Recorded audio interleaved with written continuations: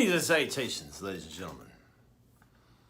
So, this week, I wanted to talk about depression because it comes up so much, not only in the work that I do with clients, but also just in everyday vernacular. You hear the words, I am depressed. I am suffering from depression. And, there's several words that you'll interchange with the word depression.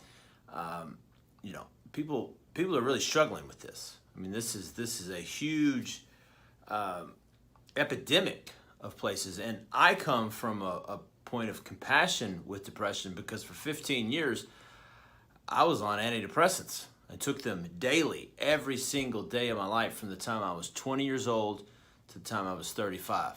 I made a conscious choice to get off of those, but I can absolutely 100% relate to people who have depression or have bouts of depression. And the word depression gets thrown around so much. And I think sometimes it can be intermittent. Sometimes it can be, all the time. It really just depends on the individual. But what I do know from a statistical standpoint, the numbers are alarming. So if we just go based upon how many people are, taking psychiatric drugs, if I can say the word, you got 76 million people on those types of drugs. And that kind of, runs the spectrum of so many different types of medications. And then furthermore, if we just kind of break that down, we got 45 million people on SSRIs, or as we like to just call it in easy words, it's just antidepressants, right? So this is a huge problem. Well, if you figured out by now, if you've been on this page or you've listened to any of my stuff, I want to know why. I didn't take the time personally to do a lot of self-discovery, self-reflection in myself until the last 2 or 3 years of my life to really figure out, well, why did you feel the way you felt? What was the narrative? What was the story that you were telling yourself that made you feel in a way that you were depressed? And, I kind of related to this metaphor that I heard from a very well-known coach that I follow and really admire. And he related depression back to, basically you're laying down on the floor and you've got 6 people holding you down. In a lot of ways, that's the way people feel when they're depressed. They feel held down in a way, whether it's physically, whether it's emotionally, whether it's mentally, whether it's all of it. And this can be very debilitating. This can really starve out a lot of, the purpose that we have in life because we feel this way. Well, okay, let's break it down as to why we do feel this way. And what I wanted to do this week is kind of debunk some things, but also kind of section it out of, if you're feeling this way and you're going through this, how can you find light at the end of the tunnel?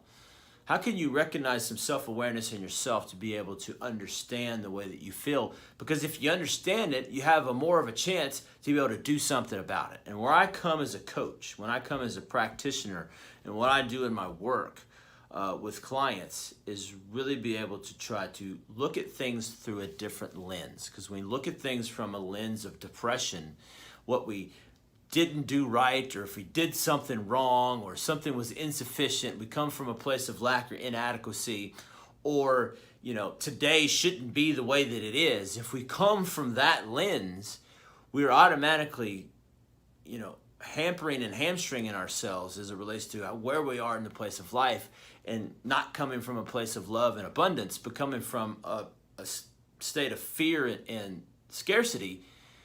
We're not going to be the best version of ourselves. We're only going to be in a place where we see things from such a different lens, when the world could be looked at so much differently. So if we kind of look at the word depression, right, it's like the absence of movement and motivation. Kind of very simplistic way of looking at it. So when we lack movement, we lack motivation, we don't want to get out of bed, we don't want to eat, or we want to eat too much, whatever the case may be. We have this lack of something. On the flip side of that, we've got dopamine, which is a neurotransmitter, which happens up in your brain, okay? And that is basically the molecule of movement and motivation. So when one is depressed, one is feeling depressed and having a lack of movement and motivation, one is going to search out something to give them thus movement and motivation. Dopamine being one of them. Let's use food as an example. Statistically speaking, you get 50% more dopamine when you're eating the foods that you like. Okay? Now, those foods may be not the best for you. They could be loaded with GMOs, loaded with preservatives, loaded with sugar, etc., etc. But you're getting that dopamine hit off of it, which could explain some of the reason why people get to the point where they are overweight or obese, because they need such a hit of dopamine, because there's something in their life where it's coming from a state of lack and scarcity that they need something to be able to replace that. Sex. It's another one. Let's just talk about it here. 100% increase in dopamine during sex. Again, searching through relationships, promiscuity, so on and so forth. Searching for something, some type of validation, some type of something to fill a hole that we're feeling within ourselves, because we have this belief that we are incomplete. Well, I hate to break it to you. We came complete into this world. Everything that we've got is all that we need, because that's what we got. I can't, open you up and look inside and see some kind of factory warranty on you that reads, "This is incomplete." Not going to find it, right? I'm also not going to find the words, "This thing is depressed." Not going to find that either, because we came complete into this world with what we've got. The world sometimes weathers us. Our experiences sometimes weather us. Our opinions on what should be or shouldn't be sometimes weather us to this point where we do feel depressed. Nicotine, 150% increase in dopamine. Wonder a reason why people smoke, chew nicotine gum, whatever the case may be. Just for shits and giggles, cocaine is 1,000% increase in dopamine. Now we're leading into illegal street drugs. Now we wonder why we have such a drug problem here in the United States and really all over the world. Because again, people are searching for something.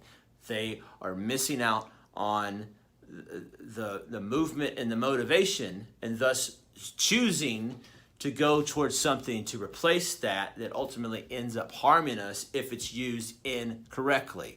Don't do cocaine, kids, okay? Period. End of story. Just thank you for that. This is my TED Talk. Welcome to my TED Talk. Don't do cocaine.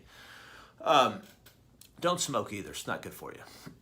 But if we really ask ourselves a question, okay, what are we being depressed by? Go back to that metaphor that I said ago. It's, you kind of feel like you got 6 people standing on you and you can't go anywhere with it. That's a metaphor for depression. That's how it feels. I remember feeling that way. I didn't have the wherewithal to ask myself, why in the hell are you feeling this way? What has happened? What narrative are you telling yourself? What story are you telling yourself that is making you feel this way? And I guarantee you, had I had the wherewithal to do that, I would realize the shit that I was telling myself wasn't even true to begin with.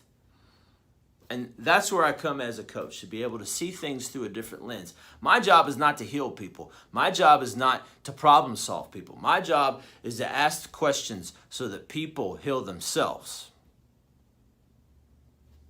That's it. That's what my job is. Okay?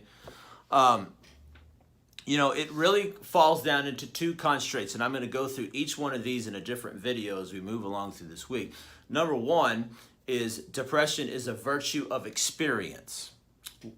Again, experience relates to the past. What was the past experience that we experienced that shouldn't have been a certain way or could have been a different way? So many clients that I work with have gone through so much in their life. And it's really hard to rationalize with the experiences that they have experienced to really be able to cut the ties with that experience, because that experience does not define them. They themselves define themselves. No one else, nothing else. Now, these things can't be solved overnight. Sometimes just bringing awareness to it is 50% of the battle. I say it all the time. I say it to coaching clients. Awareness is your superpower. What you've suppressed, what you have silenced, what you have sedated in your past experiences. The moment you acknowledge it and you're aware of it is half the battle. Now it's rewriting a new context to the experience that you're experiencing now in this world is really what it's about. The second one is going to be something in relation to the present. Something is inadequate, whether it's the relationship that you're in, whether it's the job that you hold, whether it's your parenting skills, all of the above, so many different other things, but something as it relates to the present that isn't where you want it to be. And so thus you feel like you got 6 people standing on you and you can't go anywhere. And you're searching for all these other things to give you that hit of movement and motivation, but unfortunately, the law of diminishing results ends up happening, and you're kind of looking at it like, oh man, I hear people tell me all the time, well, I used to love working out because it was like my escape. But then over the course of time, because yes, working out by its pure nature is fantastic, I highly recommend it. But if you're using it only for an escape, the law of diminishing returns starts to come into play, and it no longer feels like it did. And we kind of wonder why we go down these routes, and it's like, I throw my hand up, I'm bored, or I'm this, I'm that, I'm still not happy. Well, the pursuit of happiness is a lack of the pursuit of happiness, because you already came designed with the happiness that you have inside of you. You just have to dissolve the things that are around you that are preventing you from seeing it. So, in subsequent videos, I'm going to do 2 more videos this week in relation to this, and the 2 constraints that I really kind of segmented out as really what depression is about. And I hope you get to see those videos as you move forward during this week. Hope everybody is a happy and a healthy